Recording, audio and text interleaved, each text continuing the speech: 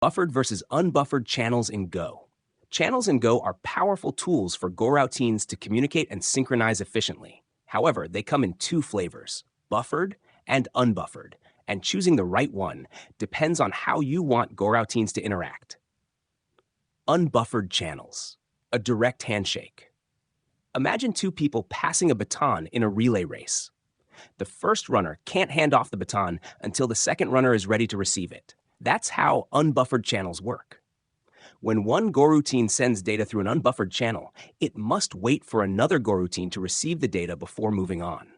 Similarly, the receiver can't proceed until the sender provides data. This tight coupling ensures synchronization, but requires both goroutines to operate in lockstep. Why use it? Unbuffered channels are great when you need immediate communication between goroutines, such as signaling or synchronizing tasks. They ensure that no data is left hanging without a receiver. Buffered channels, a holding area for data.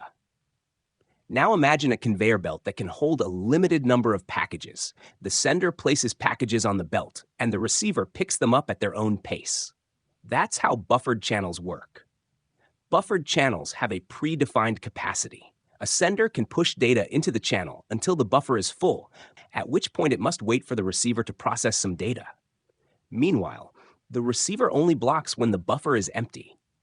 This decouples the sender and receiver, allowing them to work independently, up to a point. Why use it?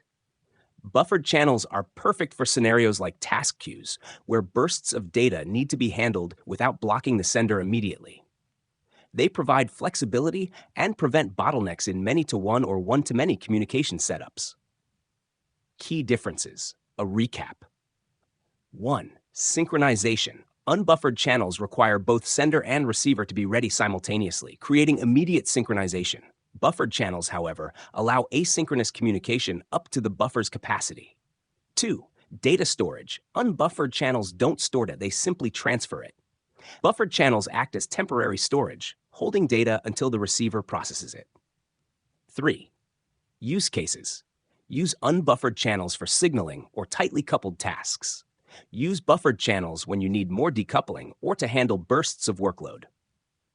Choosing between buffered and unbuffered channels depends on how tightly coupled you want your goroutines to be.